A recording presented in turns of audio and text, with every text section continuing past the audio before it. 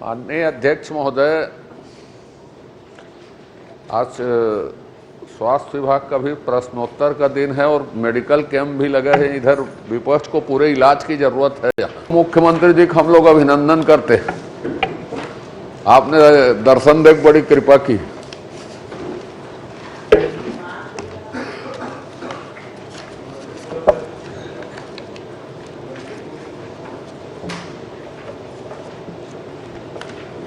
अध्यक्ष, आप पूरा मंत्रिमंडल देखिए, पूरा ट्रेजरी बेंच रोज खाली रहते हैं और आप मुझे टिप्पणी कर रहे हैं। इधर देख लीजिए, पूरा खाली है। मैंने टिप्पणी कहा कि मैं तो आपको दर्शन दिए, इसलिए धन्यवाद दिया। मैं हमेशा आपको दर्शन दे दिया। पूरा 15वें दिन हो रहा कार्य देख लीजिए। प्रश्नकाल श्री बालेश्वर साहू। माननीय अध्यक्ष महोदय जी, स्वास्थ्य मंत्री जी से मेरा सवाल है, स्वास्थ्य मंत्री जी से कि हॉस्पिटल में जो दवाई की खरीदी होता है उसमें कोटेशन और निविदा के माध्यम से खरीदी करना है, निविदा निकालना है। तो माननीय मंत्री जी बताएं कि 2021-22 में 31 दिसंबर 2023 तक शक्ति जिले के संचालित अस्पतालों के लिए दवाई क्रय हेतु शासन द्वारा किन किन राशि का भुगतान किया गया है, वर्षवार जानकारी दें। दवाई क्रय में कोटेशन के आधार से खरीदी की गई है, क्या ये नियम में है?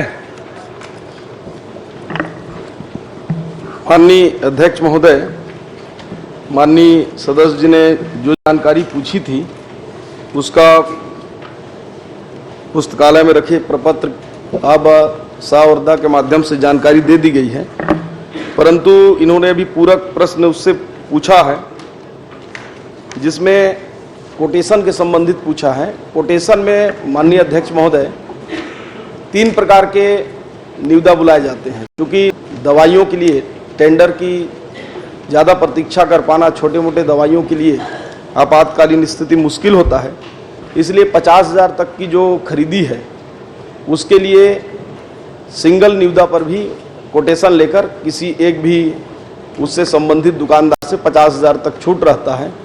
और 3 लाख तक की अगर खरीदी करना है तो उसके लिए 3 फर्म के या दुकान से कोटेशन मंगाकर जो न्यूनतम हो उसको दे सकते हैं, और 3 लाख से ऊपर तक के लिए निविदा बुलाते हैं। चूँकि 50,000 और 3 लाख में विज्ञापन वगैरह की प्रक्रिया नहीं करते हैं, क्योंकि उसमें खर्चे ज़्यादा आते हैं, नहीं तो वैसे ही हो जाएगा। जिसे कल सदस्य लोग बता रहे थे कि वो 2 करोड़ में 80 लाख रुपया का DPR बनाने का खर्चा हो गया, तो इसे विज्ञापन में निकल जाएगा 50,000 में 25,000। माननीय मंत्री जी, अगर निविदा निकालने में दिक्कत जाती है, समस्या ऐसे भी अस्पताल और दम तोड़ रहे हैं, दवाई के कमी से रिफर सेंटर बन चुका है, तो मैं आपसे मांग करना चाह रहा हूँ इस निविदा को या तो ख़त्म करिए या CMHO को अनुमति दीजिए कि 2 लाख 3 लाख की जो दवाई है वो अपने स्तर से खरीदी कर सके। जी माननीय अध्यक्ष महोदय, मैंने पहले ही कहा है कि 50,000 तक CMHO को अधिकार है, वो सिंगल निविदा पर भी, सिंगल कोटेशन पर भी वो खरीद सकता है तत्काल में।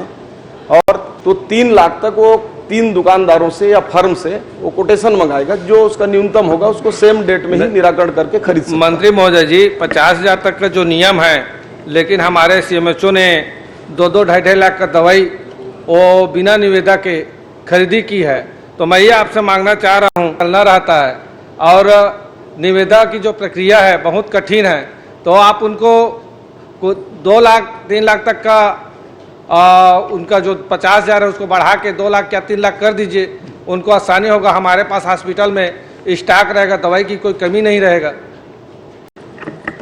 3 लाख तक माननीय अध्यक्ष महोदय वो टेंडर नहीं लगाना है, वो कोटेशन में चाहे तो 15 मिनट में भी आसपास दुकानदार रहते हैं, तीनों का रेट मंगा के वो खरीद सकते हैं। उसके लिए उनको पहले से ही भंडार क्रय नियम में उनको छूट है, वो लोग ऐसा कर सकते हैं। और माननीय मंत्री जी से भी हॉस्पिटल संबंधित है और जजेपुर विधान 10 से 15 मांग आया है, लेकिन मैं 3-4 मांग अपना करना चाह रहा हूँ। उप स्वास्थ्य केंद्र एक सरवानी, ठठारी और सिंदरस और मलदा के लिए घोषणा कर दे कि हमारे क्षेत्र में भी उप स्वास्थ्य केंद्र बन जाए, ताकि मरीजों को भी सुविधा मिले।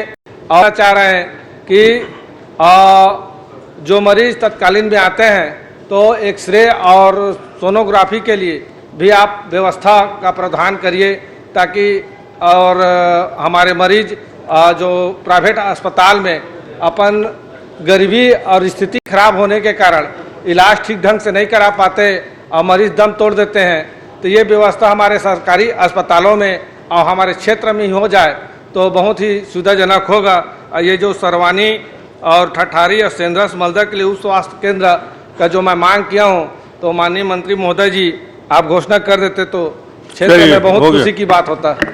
माननीय अध्यक्ष की है, स्वास्थ्य का मामला है, इसलिए उसको आपका जो भी आपने मांग किया है उसको दिखवा लूंगा। मेरी जिम्मेदारी ठीक। निश्चित। धन्यवाद आपको, बहुत बहुत श्री गुरु बधाई। खुशवंत साहेब, श्री कुंवर सिंह निषाद। माननीय अध्यक्ष महोदय, हमार देश में लगभग 1652 मातृभाषा है। अपन अपन जगह में सबके बढ़िया महत्व है। छत्तीसगढ़ी भाषा के सबले बड़ी विशेषता कि जतका हिंदी के लगतियाँ है उतका कोनो भाषा नहीं है, दोनों में बहुत फर्क दिखते। छत्तीसगढ़ के व्याकरण और हाना और जलौला के विकट आनंद है। माननीय अध्यक्ष महोदय, मैं एक ठन प्रश्न करे माननीय हमारे स्कूल शिक्षा मंत्री से कि छत्तीसगढ़ में छत्तीसगढ़ी भाषा ला राजभाषा के दर्जा देवर 2007 में 8वीं अनुसूची सूची में शामिल करे पर यहाँ ले प्रस्ताव भेजे गए हैं, और 2013 ले लगातार हमार छत्तीसगढ़िया भाई मन छत्तीसगढ़ी में पढ़ाई करे थे, लगभग 11 साल हो गए हैं। तो उकर मन बर ये छत्तीसगढ़ी भाषा में कैसे व्यवस्था करन, जिन माननीय मंत्री जी अभी घोषणा करे कि 33,000 शिक्षक के भर्ती करबो, तो का छत्तीसगढ़ी भाषा जिन पढ़ाई कर चुके हैं ऐसा हमारे नौजवान साथी मन बर यही में व्यवस्था करे जाए का, ये मोर प्रश्न है माननीय अध्यक्ष महोदय आपके माध्यम से माननीय मंत्री जी से। माननीय अध्यक्ष महोदय, हमर निषाद जी अच्छा प्रश्न पूछे हैं। हमर काबर की छत्तीसगढ़ के लिपि नहीं है। हमर मन छत्तीसगढ़ में दूसरी और तीसरी और चौथी में 25%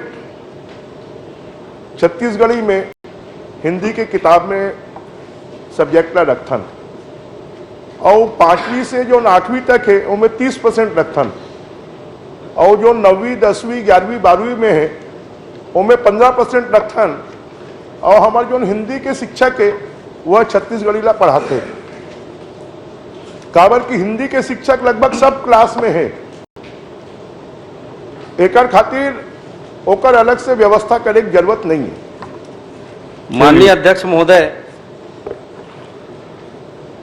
अगर छत्तीसगढ़ी ला समझना है तो सबले पहले छत्तीसगढ़ी ला समझाओ।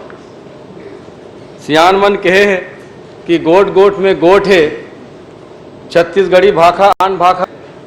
आपसे निवेदन करना चाहूँ माननीय अध्यक्ष महोदय आपके माध्यम से कि पूरा देश में हर राज्य में अपन अपन बोली के हिसाब से पढ़ाई होते। पूर्व में माननीय भूपेश बघेल जी की सरकार के द्वारा घोषणा भी करे गए है कि प्राथमिक स्तर के पढ़ाई ला हमन छत्तीसगढ़ी में अनिवार्य रूप से करबो, और शासन स्तर पे ACRT वाले मन अपन कोतिल पूरा तैयारी कर चुके हैं। केवल सरकार के आदेश के इंतजार है। आपसे निवेदन चाहूँ यदि आदेश हो जाए तो जिन सैकड़ों लड़का मन आज नौकरी के बाद जोहत है छत्तीसगढ़ी पढ़ाई जिन मन पूरा कर लेती का नंबर एक ठन रद्दा खोल जाती। माननीय मंत्री महोदय, माननीय अध्यक्ष महोदय, माननीय कुंवर सिंह निषाद तो खाली छत्तीसगढ़ी के बात कर रहे थे। हमन मन तो तैयारी कर रहे थे कि सरगुजिया, हल्बी, सादरी, गोड़ी, भतरी एमे भी लोकल भाषा में अपन घर के भाषा में बच्चा मन ला पढ़ाया जाए और एकर खातिर भी हमन मन किताब ला तैयार करवाए हैं। और आने वाला समय में हमार कोशिश है कि हमारे यहाँ जो एमए हिंदी के जो छात्र मन है ओकर संख्या बहुत कम है, मुश्किल से पूरा प्रदेश में 200-300 हो ही 350-400 का। तो ओकर भी एडजस्ट करे बर वो मन ला भर्ती में शामिल करे बर हमन मन ये साल के नियम में परिवर्तन चिंता हो रही है। 5 साल में राजभाषा आयोग छत्तीसगढ़ी का अध्यक्ष नहीं बना पाई थी सरकार। मैं अभी राजभाषा में नहीं जाता अनुज भाई, मैं अभी जाता। चिंता है बात है कि हमारे दिन छत्तीसगढ़ी बोली के माननीय मंत्री जी की मैं बात से सहमत हूँ कि हमारे राज्य में अलग अलग प्रकार के बोली बोले जाते क्षेत्र के हिसाब से। बानी हमर भाषा सुने में मीठ और पढ़े लिखे में लागे निक। निश्चित ही छत्तीसगढ़िया जिन बोली है चातराज दुर्ग संभाग देखा, रायपुर और ये बिलासपुर संभाग में तो लगभग शासन के रिकॉर्ड के आधार पे माननीय अध्यक्ष महोदय कि 65.83% छत्तीसगढ़ी बोली मन के है, 9.38% सरगुजिया वाले मन के है, 4.19% हल्बी के है, 3.97% सादरी के है और दंतेवाड़ा साइड जन गोंडी बोले जाते तेकर 2.33 है और बस्तर डाट बोले जाते तेकर 1.73 है, उड़िया 1.74 और भतरी 1.04। तो कहीं ना कहीं छत्तीसगढ़ी बोली के ज़्यादा प्रभाव पूरा छत्तीसगढ़ में। जैसे हल्बी के गोंडी के आप सॉफ्टवेयर के बात करे हो तो छत्तीसगढ़ी के भी काबर एकर व्याकरण अतका ज़्यादा है कि बहुत अकन जिन हमार साहित्यकार मन जिन छत्तीसगढ़ के विधा से जुड़े हैं, जिन मन बड़कन साहित्य के भी रचना करे। अगर महाकाव्य देखन प्रणय जी के तो कृष्ण कथा महाभारत है, खंड काव्य देखन तो पंडित सुंदरलाल शर्मा जी के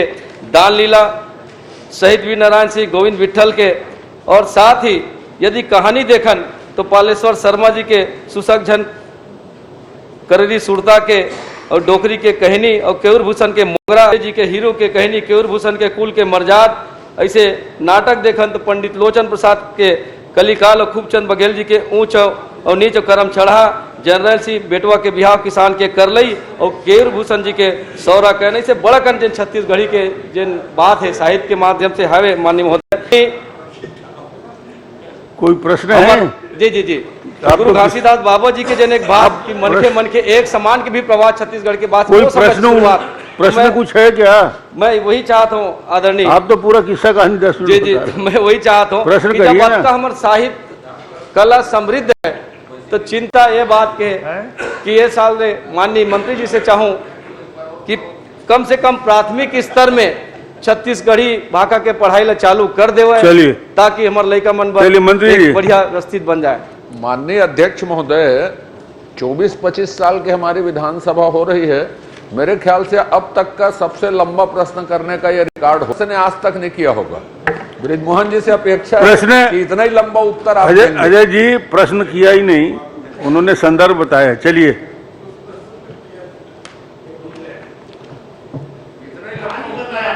माननीय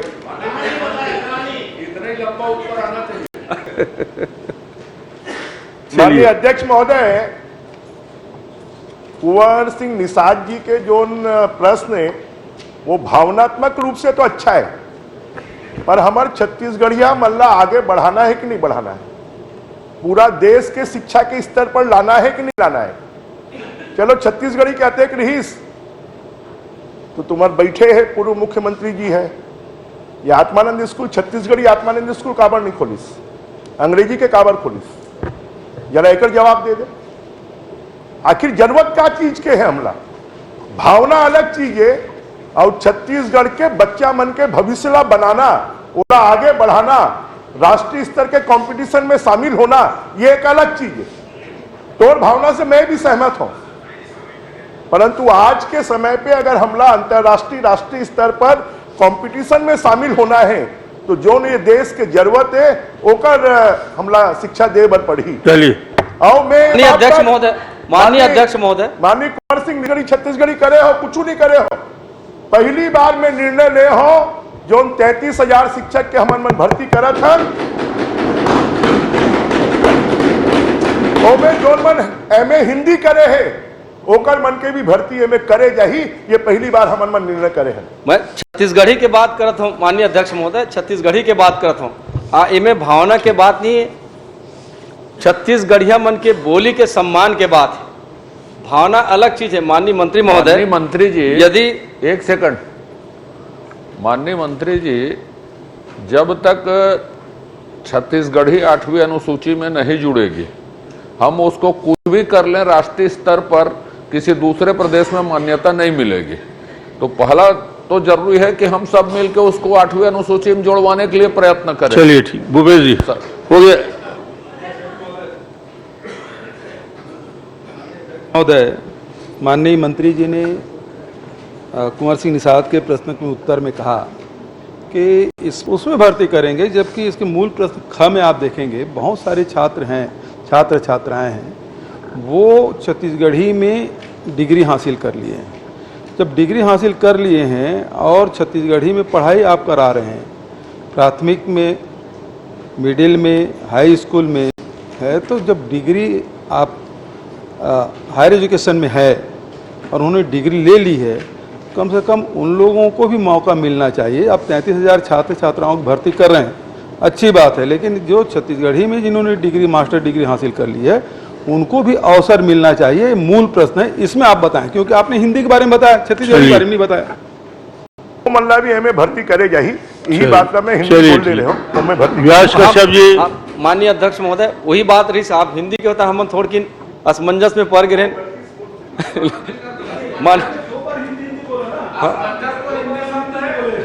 नहीं तो हम पढ़ के रहे ना सुन तो एक मिनट, छत्तीसगढ़ी अजय जी आप सीधा मत बात करें। माननीय अध्यक्ष जी, मैं जब कुंवर सिंह निषाद छत्तीसगढ़ी में प्रश्न कर रहे थे तो वो हिंदी सब्जेक्ट में जिन्होंने डिग्री हासिल की, वो 2 बार जब बोले तो फिर मैंने हिंदी में प्रश्न करना शुरू किया, तब बताया कि छत्तीसगढ़ी में जिन्होंने डिग्री ली है उसको मौका मिलेगा। धन्यवाद। व्यास कश्यप जी।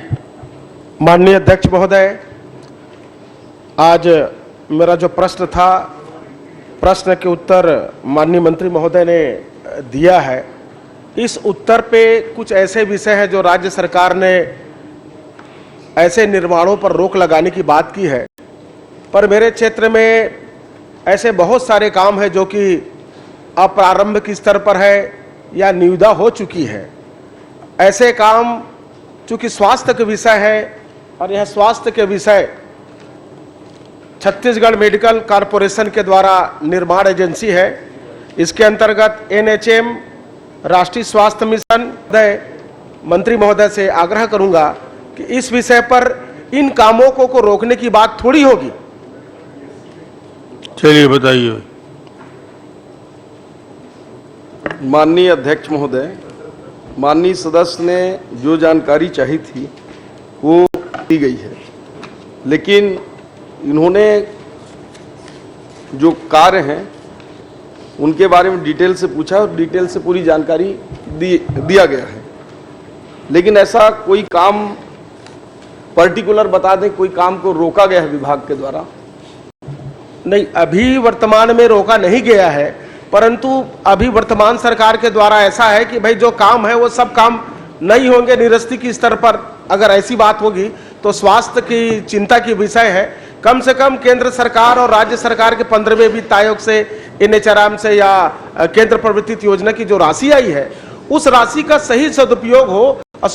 माननीय अध्यक्ष महोदय, जो CGMSC हमारी स्वास्थ्य विभाग का निर्माण एजेंसी और टेंडर करने की हमारी एजेंसी है, उसके माध्यम से जो भी काम टेंडर किए गए हैं, जिनके निविदा हो चुके हैं, L1 आ चुके हैं, जिनके वर्क आर्डर हो चुके हैं, वो सभी काम प्रारंभ है।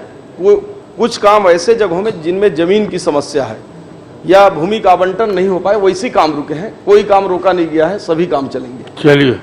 नहीं, माननीय अध्यक्ष महोदय, मैं चाहूंगा कि चूंकि अब हम वहां के जनप्रतिनिधियों के भूमि दिलाने की व्यवस्था हम करेंगे, कृपा करके जितने स्वीकृति है उसकी स्वीकृति दे दे। और एक विषय और है महोदय कि प्रपत्र सब पे आया है कि प्रथम श्रेणी, द्वितीय श्रेणी, तृतीय श्रेणी और चतुर्थ श्रेणी के जो स्वीकृत पद हैं, और वर्तमान में स्वीकृत पद में अभी भी लगभग 39 पद रिक्त हैं। कम से कम रिक्तियों की भर्ती समय सीमा पर हो जाए ताकि बेरोजगारों को लाभ भी हो और स्वास्थ्य की भी चिंता हमारी है। जी माननीय अध्यक्ष महोदय, वैसे इनके जांजगीर चांपा विधानसभा में जो रिक्त पद है कम ही है। हमारे पास जो प्रथम श्रेणी के हैं वो रिक्त पद ज़्यादा हैं। उसके लिए हम लोगों ने पीएससी को भी लिखा है और अभी कुछ पद जो है प्रक्रिया में भर्ती में है और जैसे जैसे हम लोग अभी भर्ती करते जाएंगे रिक्त पद कम होगा और जल्द से जल्द इसको, हमारी प्रक्रियाधीन है भर्ती प्रक्रिया, उसको जल्द ही करेंगे।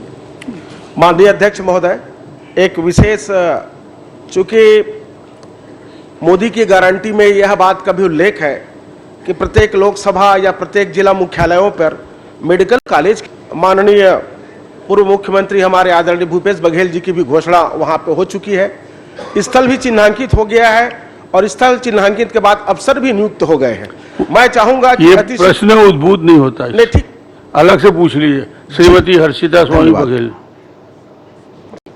सवाल माननीय शिक्षा मंत्री महोदय से है, यह बताने की कृपा करेंगे आप कि डोंगरगढ़ विधानसभा क्षेत्र में जनवरी 2021 से 15 जनवरी 2024 तक जिला शिक्षा अधिकारी अथवा विकास खंड शिक्षा अधिकारी को किन किन मदों से राशि प्राप्त हुई है? प्राप्त राशि का उपयोग कितने कार्यों के लिए किया गया है? क्या प्राप्त राशि का व्यय किसी प्रकार की खरीदी के लिए किया गया है? यदि हाँ, तो क्रय करने का माध्यम क्या था? किन नियमों के तहत? माननीय सदस्य पहली बार जीत के आए हैं, उनसे विशेष आग्रह है कि जो छपे हुए प्रश्न हैं उसको हूबहू पढ़ने की जरूरत नहीं है। इससे जो प्रश्न उद्भूत होता है तो आपके जो चाहते हैं वो इस पर सामने आएगा, क्योंकि लिखित जवाब आ गया है। मैं रोक नहीं रहा हूँ, आपको बताने का प्रयास कर रहा हूँ कि उससे जो प्रश्न उद्भूत होता है वो करेंगे तो आपकी समस्या का समाधान जल्दी निकलेगा। माननीय महोदय जी, माननीय अध्यक्ष महोदय, कल मैंने इसीलिए शॉर्ट में बताया था, लेकिन आज इस प्रश्न को पढ़ने का मेरा उद्देश्य ये था कि इसमें मैंने मदवार जानकारी चाहिए थी। चलिए पूछ लीजिए। माननीय शिक्षा मंत्री जी, मेरे द्वारा प्रश्न किया गया था डोंगरगढ़ विधानसभा क्षेत्र के लिए, जिसमें मैंने शिक्षा अधिकारी द्वारा की गई खरीदी की जानकारी मदवार मांगी गई थी, जिसमें आपने माध्यम ई मानक और निविदा संविदा के खरीदी की ही दी गई है, बाकी की जानकारी नहीं है। चलिए मंत्री जी।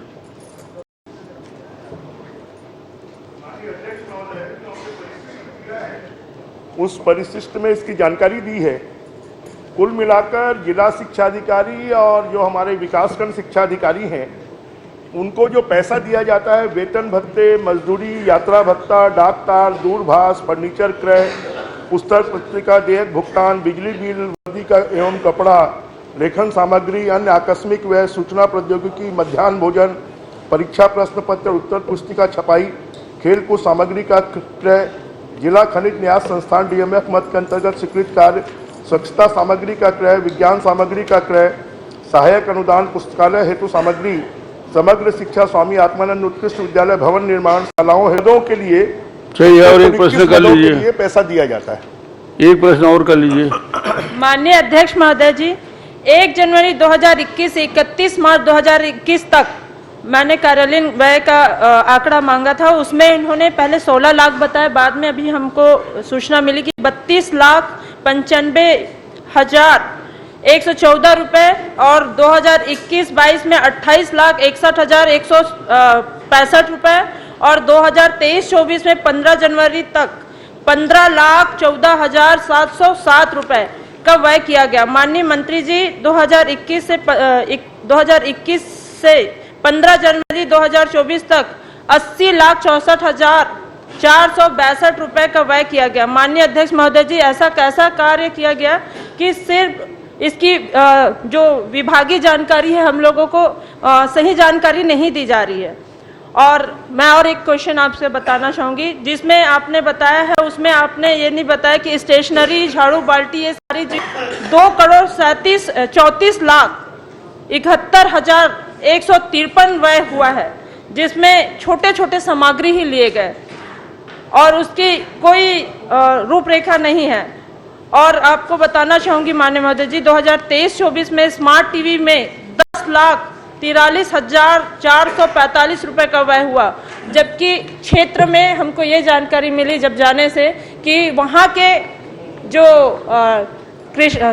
ग्रामीणों की समिति बनती है उनसे पैसा लिया गया और उनसे उसका स्मार्ट टीवी को बनाया गया। तो विभागीय पैसों का क्या किए, ये मैं जानना चाहती हूँ। किसी प्रकार की कोई शिकायत यहाँ पर प्राप्त नहीं हुई है और जो विभागीय पैसे जिस काम के लिए दे गए हैं उसी काम में खर्च किया गया है। बताना चाहूंगी डोंगरगढ़ विधानसभा के लगभग गलत है 15 से 16 गांव ऐसे हैं जहां से मेरे पास शिकायत आया था स्मार्ट टीवी को लेके और ये स्टेशनरी, झाड़ू बाल्टी, ये सारी सुविधाओं को लेके, जिसमें अभी तक के कोई भी व्यय विभागीय तौर पे नहीं मिला है।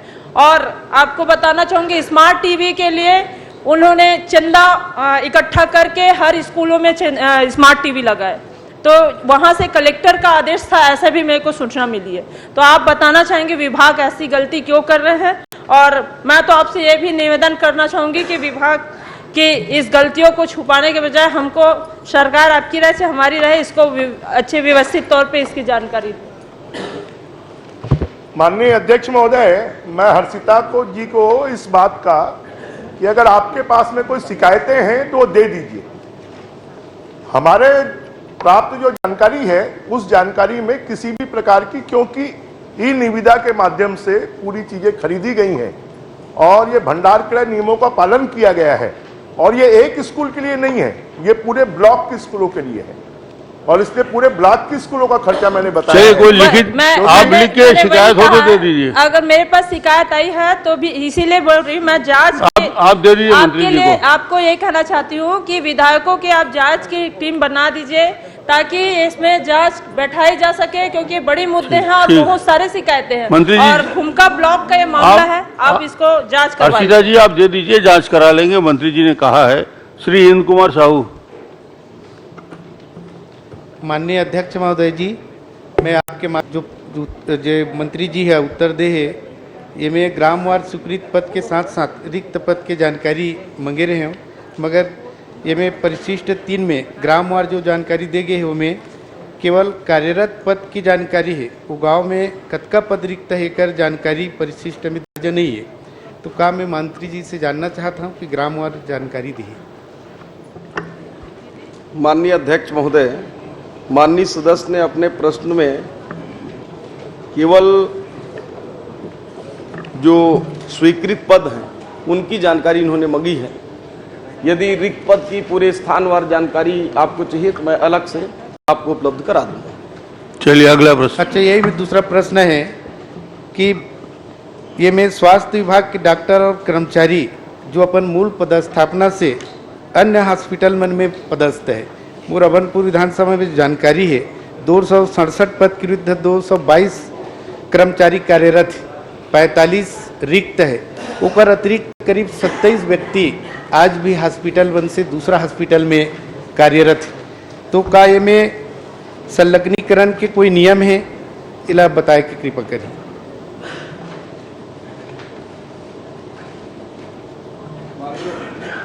माननीय अध्यक्ष महोदय, इनकी जानकारी में जो रिक्त पद हैं बता उससे ज्यादा जो ग्रामीण स्वास्थ्य संयोजक पुरुष है वो उसको दावा आपत्ति की स्थिति में आ गए हैं, उसको कर रहे हैं। 78 पद NHM से भर रहे हैं और जो संलग्नीकरण की इन्होंने बात कही है, कुछ ऐसे आवश्यक सेवाएं होते हैं जिनको संलग्न करना पड़ता है, वहाँ अटैच है। उसी प्रकार से ग्रामीण चिकित्सा सहायक माना एयरपोर्ट में है, शहरी प्राथमिक स्वास्थ्य केंद्र काशी नगर में है, शहरी प्राथमिक स्वास्थ्य केंद्र मठपुरैना रायपुर में है और पंडित जवाहरलाल नेहरू स्मृति मेडिकल कॉलेज में एक कर्मचारी उसमें अटैच हैं। इस प्रकार से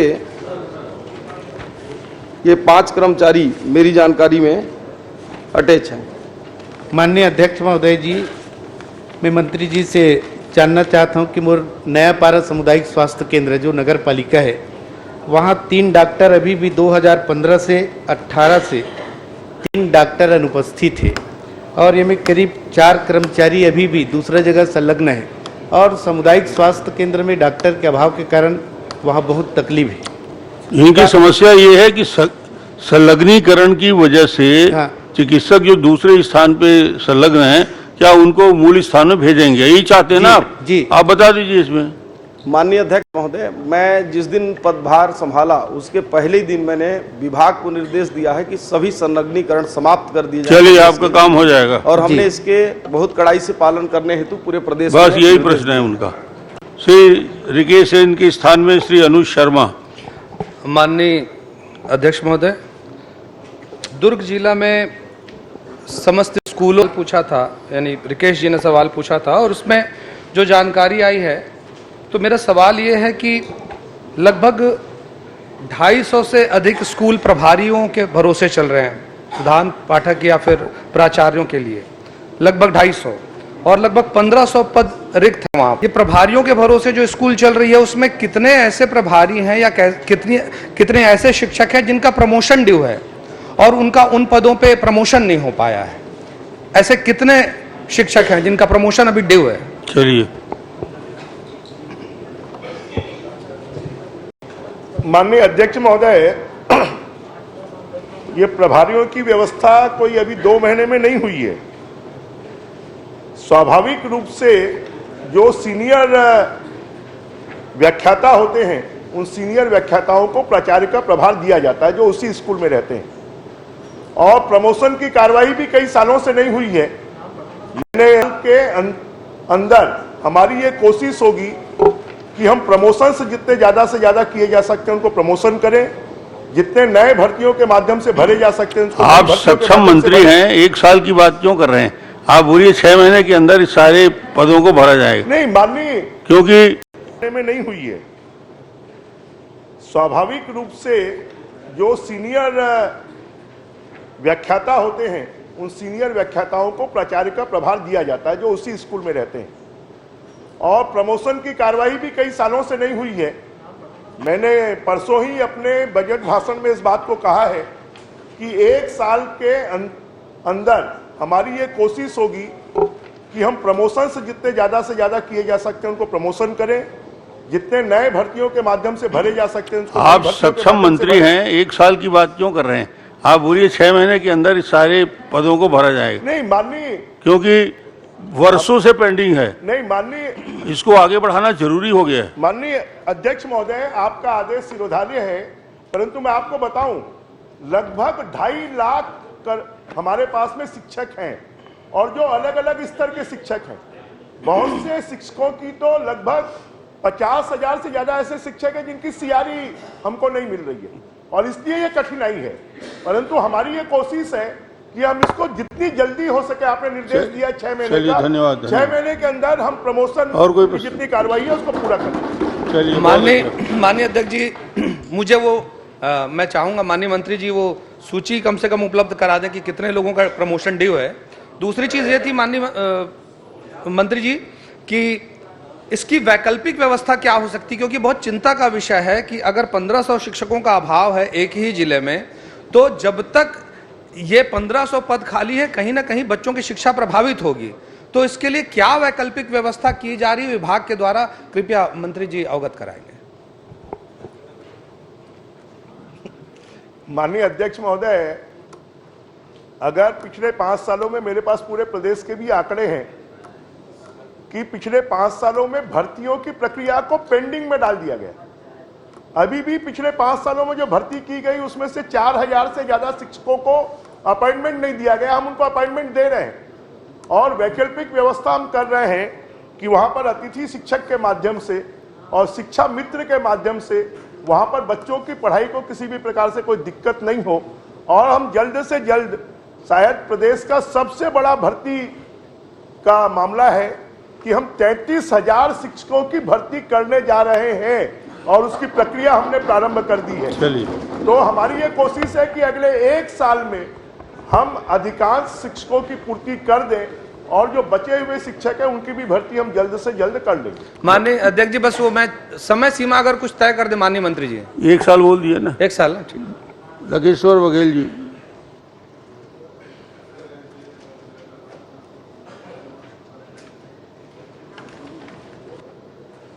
अध्यक्ष महोदय,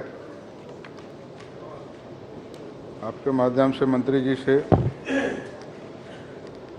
शासकीय अर्धशासकीय प्राथमिक माध्यमिक शालाओं के मध्याह्न भोजन से संबंधित क्वेश्चन किया था, उनका उत्तर आ गया है। और मैं मंत्री जी से जानना चाहूँगा कि इस सितंबर तक की 2024 तक की राशि कब भुगतान होगी?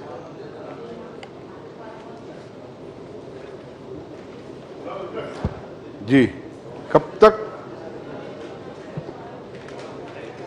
माननीय अध्यक्ष महोदय, क्योंकि ये 60% केंद्र सरकार से 40% राज्य सरकार का होता है और हमने बस्तर क्षेत्र में अक्टूबर तक की राशि तो पहुंचा दी है, वो भी हमारी सरकार आने के बाद हमने पहुंचाई है, और नवंबर की राशि भी 2-4 दिनों में, नवंबर दिसंबर की राशि भी 2-4 दिनों के अंदर में रिलीज हो जाएगी।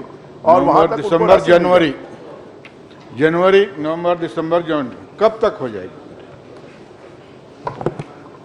नवंबर दिसंबर की राशि 1 सप्ताह के अंदर में उनको मिल जाएगी। चलिए, हमने इसकी कार्रवाई कर दी है और ये हमारी कोशिश होगी कि जल्द से जल्द जनवरी की राशि और फरवरी की राशि भी उनको पहुंचा दें। माननीय अध्यक्ष महोदय, अब हमने निर्णय लिया है कि मध्याह्न भोजन को, क्योंकि पूरे देश ने और सुप्रीम कोर्ट ने भी प्रायोरिटी पे लिया है, तो हमने एक पत्र जारी किया है। उस पत्र के माध्यम से कि जिला शिक्षा अधिकारियों के पास में, वहां के प्राचार्य के पास में या वहां के बीओ के पास में अगर कोई भी राशि है तो मध्याह्न भोजन के मामले में किसी भी प्रकार का व्यवधान नहीं आना चाहिए।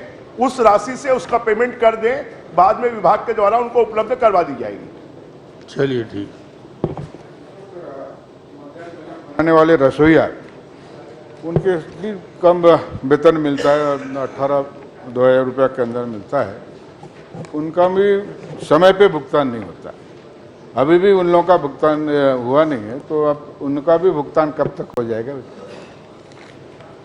जैसा मैंने रसोइयों के बारे में कहा है, सेम स्थिति वहाँ के मध्याह्न भोजन बनाने वालों की भी है, तो उनकी भी जो स्थिति है यही है। उनको भी राशि नवंबर दिसंबर की राशि 1 सप्ताह में मिल जाएगी। चलिए, बहुत अच्छा। और आशाराम नेताम जी, जल्द भुगतान करवा देंगे। Thank you. आशाराम नेताम। अध्यक्ष महोदय जी, क्या लोक स्वास्थ्य मंत्री महोदय यह बताने की कृपा करेंगे कि मेडिकल वेस्ट निष्पादन हेतु क्या व्यवस्था की गई है कांकेर जिला में? माननीय अध्यक्ष महोदय, बायो मेडिकल निष्पादन हेतु 2 प्रकार की प्रक्रिया की जाती है। एक तो जो रुई हैं, कपड़े हैं, मानव अंग हैं, ब्लड है इत्यादि के लिए डीप पिट बनाए जाते हैं, 2 मीटर बाई 2 मीटर के गड्ढे करके उसको करते हैं। और दूसरा एक कम गहरा होता है, उसको बोलते हैं शार्प पिट, जिसमें नुकीली सुई वगैरह इस टाइप के हार्ड चीज़ों को डालते हैं कि लोगों को लगे ना। उसमें वो बंद रहता है, केवल उसको डालने भर का उसमें स्थान रहता है। तो इस प्रकार से हमारे सभी हॉस्पिटलों में हैं। लेकिन माननीय सदस्य जो जानना चाह रहे हैं, ये इनके प्रश्न में जो था, बायोमेडिकल वेस्ट के निष्पादन के लिए जो इंसिनरेटर की स्थापना के संदर्भ में, उसकी स्थापना कांकेर जिले के किसी भी शासकीय एवं निजी चिकित्सालयों में नहीं है। उसके लिए एनजीटी के द्वारा खुद ही ये लगाए जाते हैं। और अभी कोंडा गांव में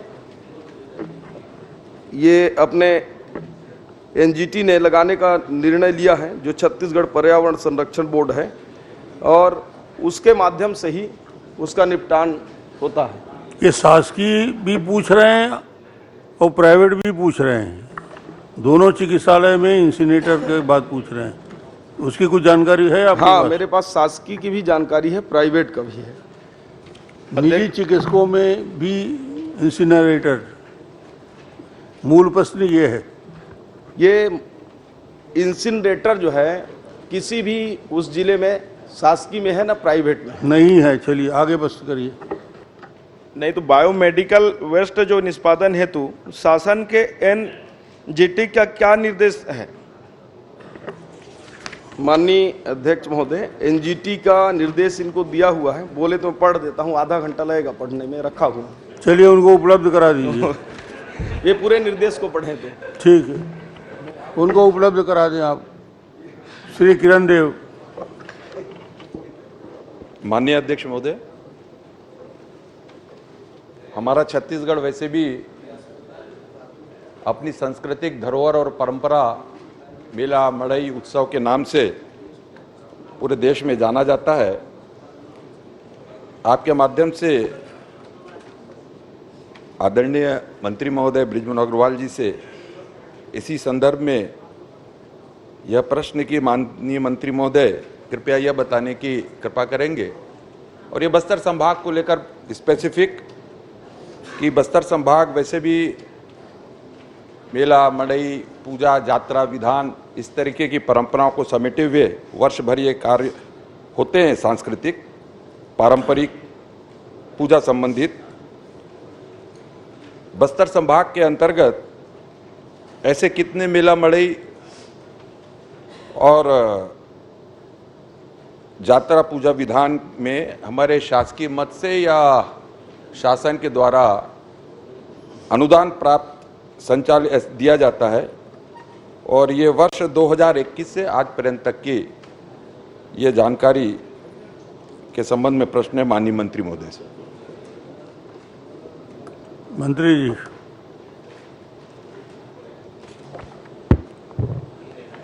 माननीय अध्यक्ष महोदय, निश्चित रूप से माननीय सदस्य किरण देव जी जिस बात को कह रहे हैं, हमारी बस्तर की संस्कृति, हमारी आदिवासी संस्कृति और मेला पर्व, इसके माध्यम से लोगों का जीवन जीवंत होता है और उसके माध्यम से उल्लासमय वातावरण में पूरे बस्तर के हमारे आदिवासी पर्व मनाते हैं।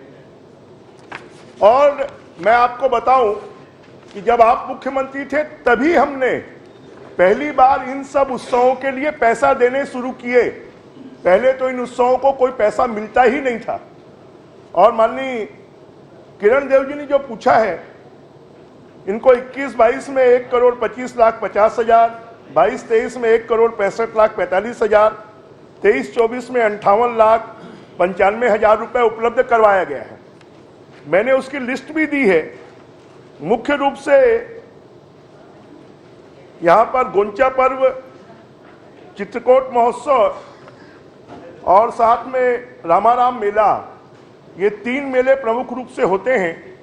और इसके लिए हम सिर्फ संस्कृति विभाग के माध्यम से नहीं, इसके माध्यम से हम पर्यटन विभाग से भी इसका पैसा उपलब्ध करवाते हैं और कलेक्टर अन्य माध्यमों से भी इन मेलों को अच्छे तरीके से संचालित करने के लिए और दशहरा महोत्सव इसके पैसे उपलब्ध करवाते हैं।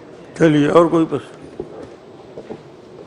माननीय मंत्री महोदय, हमारे बस्तर में जो बस्तर का दशहरा है वह सिर्फ समूचे देश में नहीं बल्कि पूरे विश्व विख्यात ऐसा पर्व मनाया जाता है। उसमें 75 दिवस का यह आयोजन होता है। साथ ही हमारा जो गोंचा पर्व है, ऐसे अन्य समय के साथ साथ और संसाधनों को और व्यय का जो अंतर हो निरंतर बढ़ रहा है। माननीय मंत्री महोदय से आपके माध्यम से मैं निवेदन भी करना चाहता हूं और प्रश्न में भी समाहित है कि क्या, क्योंकि यह माह के बाद ही लगातार हमारे बस्तर संभाग के मेला मड़ई उत्सव के त्योहार और सब प्रारंभ हो जाते हैं, तो थोड़ी सी व्यवस्थित रूप से सारी ये कार्यक्रम, कार्य योजना, पूजा विधान व्यवस्थित रूप से संचालित हो सके, इसके लिए क्या और अधिक राशि अनुदान के रूप में प्रदत्त कर सकते हैं? चलिए। माननीय अध्यक्ष महोदय, निश्चित रूप से जो बस्तर का दशहरा है वो अनूठा दशहरा है। वो दशहरे में मां दंतेश्वरी माई की पूजा के साथ में उनका रथ निकलता है और पूरे विश्व के लोग बस्तर के दशहरे को देखने के लिए आते हैं। अभी तक हम बस्तर दशहरे के लिए संस्कृति विभाग से 10 लाख रुपए और धर्मस्व विभाग से 25 लाख रुपए, इस प्रकार 35 लाख रुपए देते थे। माननीय सदस्य की चिंता को जायज मानते हुए कि अब आने वाले समय पर पर्यटन, धर्मस्व और संस्कृति तीनों विभागों से मिलाकर हम बस्तर दशहरे के लिए 50 लाख रुपए हर वर्ष देंगे। साथ में रामाराम मेला है, उस रामाराम मेले के लिए हम प्रतिवर्ष 10 लाख रुपए देते हैं। पर्यटन और संस्कृति विभाग दोनों के माध्यम से हम इसको भी अब हर वर्ष बढ़ाकर 15 लाख रुपए देंगे। और गोंचा पर्व के लिए 3 लाख रुपए दिया जाता है, उसको भी हम बढ़ाकर 5 लाख रुपए देंगे। और चित्रकूट महोत्सव के लिए भी 10 लाख रुपए के स्थान पर अब हम 15 लाख रुपए देंगे। बहुत अच्छा। ये सदस्य की चिंता को ठीक, बहुत बहुत धन्यवाद मंत्री। चलिए आप प्रश्न करिए।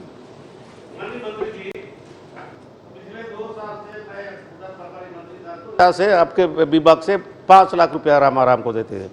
ये बहुत बड़ा मेला होता है अध्यक्ष जी। 5 लाख 10 लाख में नहीं होगा। 10 लाख में तो पंचायत तो हमारे सरकार था तो जतरा बनाने के लिए दिए थे।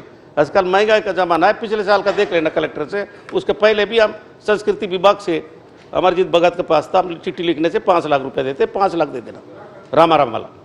रामाराम में हम लोग 3 करोड़ रुपए दे के बढ़ा दिए ना, पद में भी बनाया, अच्छा बनाया जी, बढ़ा दिए ना। वो 10-15 ही दिया सर। 15 में क्या होता है आजकल? एक बोकरा भी नहीं होता है, वहां तो 20-20 बोकरा पूछते हैं। हाँ, महंगा हो गया साहब, उसमें 5 लाख कर देना। नहीं, 15,000 कर दिए ना। 15 लाख दिए ना। 15 लाख हो गए। बोकरा 15,000 में आता है।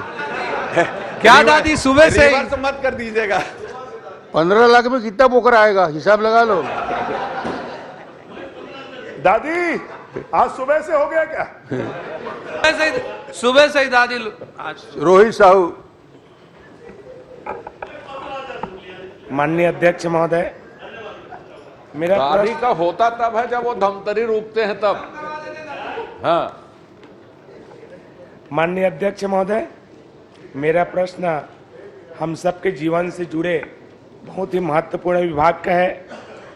मैं राज्य विधानसभा के स्वास्थ्य विभाग के रिक्त पदों की कितने कार्यरत है, कितने रिक्त हैं, कितने स्वीकृत है, उस पद की जानकारी चाहिए गई थी, जिसमें मैं माननीय महोदय से जानकारी चाहूँगा कि मेरे गरियाबंद जिले के सामुदायिक स्वास्थ्य केंद्र, माध्यमिक स्वास्थ्य केंद्र, उप स्वास्थ्य केंद्र में कितने पद स्वीकृत हैं और कितने रिक्त हैं, उसकी जानकारी चाहूँगा माननीय महोदय। माननीय अध्यक्ष महोदय, राजिम विधानसभा के अंतर्गत प्राथमिक स्वास्थ्य केंद्र में स्वीकृत चिकित्सा अधिकारी के 8 पद हैं, उसमें 9 कार्यरत हैं, 1 एक्सेस है, उसमें रिक्त नहीं है। अन्य पैरामेडिकल स्टाफ 83 स्वीकृत है, उसमें 57 कार्यरत हैं, 26 रिक्त है। चतुर्थ श्रेणी के 28 स्वीकृत हैं, 22 कार्यरत हैं, 6 पद रिक्त हैं। उसी प्रकार उप स्वास्थ्य केंद्र में ग्रामीण स्वास्थ्य संयोजक होते हैं माननीय अध्यक्ष महोदय, उसमें महिला और पुरुष होते हैं। कुल पद 160 स्वीकृत हैं, उसमें 63 पुरुष और 66 महिलाएं हैं और उसमें केवल 14 महिला पदों की रिक्त हैं, बाकी पुरुष के पूरे भरे हैं। इसी प्रकार सामुदायिक स्वास्थ्य केंद्रों में माननीय अध्यक्ष महोदय विशेषज्ञ डॉक्टरों की कमी है, उसके चलते 18 स्वीकृत में मात्र हमारे 3 कार्यरत हैं, 15 रिक्त हैं। चिकित्सा अधिकारी 15 में 11 कार्यरत हैं, 4 रिक्त हैं। पैरामेडिकल स्टाफ 86 में 64 कार्यरत हैं, 22 रिक्त हो गया। और चतुर्थ श्रेणी में और कोई प्रश्न हो तो ठीक है।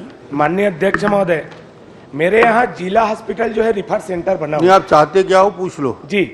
मेरे यहाँ सामुदायिक स्वास्थ्य केंद्रों की जो जानकारी में चाहिए, जो उसमें रिक्त पदों की कार्यरत की जानकारी मिली है, पूरे भगवान भरोसे चल रहे हैं माननीय महोदय। एक भी जितना जो पद जो स्वीकृत हुआ 148 पद स्वीकृत है, जिसमें से 50 पद आज भी रिक्त है, जो आदिवासी क्षेत्र से जुड़ा हुआ मेरा क्षेत्र है और ग्रामीण जनता को वहां जाने से रायपुर रिफर करने के लिए मजबूर हो जाते हैं। चलिए, रिक्त कोई ऐसी पदों को सुविधा कब नहीं तक मिल पा रही भरेंगे? है। माननीय महोदय, मैं निवेदन करूंगा कि मेरे गरियाबंद जिले में आपके माध्यम से अभी बजट में भी बहुत अच्छा प्रावधान किए हैं। मैं चाहूंगा कि रिक्त पदों की भर्ती कब तक चलिए वो जवाब दे जाएगी? रहे हैं। ठीक है। माननीय अध्यक्ष महोदय, रिक्त पदों की भर्ती प्रक्रिया चालू है और माननीय सदस्य को बताना चाहूंगा कि गरियाबंद जिले के जो जिला चिकित्सालय है उसको आदर्श जिला चिकित्सालय में हमने शामिल किया है। चलिए, बहुत आने वाले बढ़िया, समय में धन्यवाद। आपकी विशेष उसमें स्वास्थ्य की हम लोग धन्यवाद दीजिए। जी आदरणीय अध्यक्ष महोदय, आपके माध्यम से माननीय मंत्री जी को, स्वास्थ्य विभाग को, माननीय मंत्री जी को बहुत बहुत धन्यवाद देता हूं। संगीता सिन्हा जी। आदरणीय अध्यक्ष महोदय जी, स्वास्थ्य मंत्री जी से मेरा ये पहला प्रश्न है और मोर सगा घलो खरे, तो मोला उम्मीद है और आशा है कि मोर मांग भी पूरा होई और प्रश्न के उत्तर भी मिली। आदरणीय स्वास्थ्य मंत्री जी, आदरणीय नहीं करेगा अध्यक्ष महोदय जी, तेवन के नहीं करेगा उत्तर जल्दी मिली है। अच्छा करे हंसते हैं, बता दे हंसते तो सगा है। आदरणीय अध्यक्ष सगा महोदय, पर है ना, और कुछ तो नहीं है। नहीं सगा रे। आदरणीय अध्यक्ष महोदय जी, मेरे प्रश्न के उत्तर में आया है कि पद रिक्त हैं, तो मैं स्वास्थ्य मंत्री जी से पूछना चाह रही हूं कि उस रिक्त पद को कब तक भरा जाएगा। माननीय अध्यक्ष महोदय, चूंकि माननीय सदस्य जी ने चिंता किया है, उसको अति शीघ्र भर रहे हैं। भर्ती प्रक्रिया कुछ पदों पर प्रारंभ है और जल्द से जल्द आपके यहाँ स्टाफ दे रहे हैं। आदरणीय अध्यक्ष महोदय जी, मेरे जो जिला चिकित्सालय है उसमें स्त्री रोग विशेषज्ञ का स्थान 6 है और उसमें 6 में सिर्फ एक डॉक्टर है अध्यक्ष महोदय जी, और एक डॉक्टर में वो भी मातृत्व जो छुट्टी मिलता है उसमें छुट्टी में चली गई है अध्यक्ष महोदय जी। उसके साथ ही निश्चेतना के जो विशेषज्ञ होते हैं वो एक भी नहीं है, जबकि सर्जन 4 है वहाँ पे। साथ ही पैथोलॉजिस्ट नहीं है, मनोरोग विशेषज्ञ नहीं है अध्यक्ष महोदय जी। इतने रिक्त पद हैं और जिला अस्पताल है, वहाँ हर क्षेत्र, चाहे डोंडी की बात करूँ, पूरे वनांचल क्षेत्र से वहाँ इलाज के लिए आते हैं। जब यहाँ इस रिक्त पद को आप, अगर कोई भी डॉक्टर आते हैं अध्यक्ष महोदय जी, तो उसमें सिर्फ वो डॉक्टर 2 महीने, 3 महीने या 4 महीने बस रहते हैं, उसके बाद वो किसी न किसी कारण वो छुट्टी में चले जाते हैं। तो मेरा ये स्वास्थ्य मंत्री जी से मांग है कि अगर कोई नियुक्ति में कोई आते हैं तो उस नियुक्ति के में नियमों में या उसके जो भी आपके अनुसार जो वहाँ रहते हैं वहाँ पे किस तरीके से आप उसमें कार्य योजना बनाएंगे या उसमें परिवर्तन करेंगे कि वहाँ कोई भी डॉक्टर आते हैं तो किसी कारण डॉक्टर कैसे आएंगे बता दीजिए। चलिए। माननीय अध्यक्ष महोदय, सदस्य ने जो चिंता किया है वो एकदम जायज है और पूरे प्रदेश में विशेषज्ञ डॉक्टरों की जो मांग के अनुरूप आपूर्ति के लिए हमारे पास संख्या बहुत कम है। हम लोग लगातार प्रयास कर रहे हैं माननीय अध्यक्ष महोदय, जहां भी डॉक्टर मिलते हैं विशेषज्ञ, उनको 24 आवर में हम लोग NHM से भर्ती कर लेते हैं और उसके टॉपअप अमाउंट के लिए जिला के कलेक्टरों को भी हमने निर्देश दिया है कि उनको अच्छी हो। अगर आपके नॉलेज में कहीं भी ऐसे डॉक्टर दिखते हैं तो मुझे बताइए, मैं 24 आवर में उनकी नियुक्ति करा दूंगा। ये सदन में घोषणा कर रहा हूँ। आदरणीय अध्यक्ष महोदय जी, ये जिला चिकित्सालय है, यहाँ पे कम से कम स्त्री रोग विशेषज्ञ, शिशु रोग विशेषज्ञ और जो ऑपरेशन करते हैं, डिलीवरी केस आता है अध्यक्ष महोदय जी, रात को आता है और वहाँ रात को रिफर किया जाता है। कहीं पे मृत्यु भी हो चुकी है डिलीवरी केस वालों की। तो मेरा निवेदन है कि इसमें तुरंत या तो उनके नियमों में किया जाए कुछ तो, क्योंकि अध्यक्ष महोदय जी होता ये है कि वहाँ नियुक्ति होती है, डॉक्टर आते हैं, लेकिन डॉक्टर आते हैं वो किसी न किसी छुट्टी में चले जाते हैं। वहाँ पे डॉक्टर की नियुक्ति होती है और ये आज की समस्या नहीं है अध्यक्ष महोदय जी, बरसों की समस्या है। और ये सिर्फ संजारी बालोद की बात नहीं, छत्तीसगढ़ राज्य के हर राज्य की बात कर रही हूँ, जो हर क्षेत्र की बात कर रही हूँ। यहाँ ये है, आते डॉक्टर जरूर हैं, वो आते हैं और अपना प्राइवेट क्लिनिक खोल के वहाँ इलाज करते हैं, लेकिन वो जिला चिकित्सालय में नहीं बैठते। तो उनके लिए कोई नियमों में कुछ परिवर्तन करेंगे कि 2 साल तक कंटिन्यू रहे या 3 साल तक कंटिन्यू रहे। ठीक है। माननीय अध्यक्ष महोदय, हमारे पास अभी अप्रैल महीने में जो PG कंप्लीट करते हैं उसमें बॉन्ड डॉक्टर आ रहे हैं। उसमें आपका जो महिला और निश्चेतना विशेषज्ञ हैं उनकी नियुक्ति हम उसमें कर देंगे। चलिए, बहुत अच्छा। श्रीमती उदयश्वरी पैकरा जी। धन्यवाद अध्यक्ष महोदय जी। पैकरा जी। आदरणीय अध्यक्ष महोदय, मैं शिक्षा से जुड़ी हुई सवाल करना चाहती हूं और मैं आदरणीय मंत्री जी से पूछना चाहती हूं कि हमारे बलरामपुर जिले में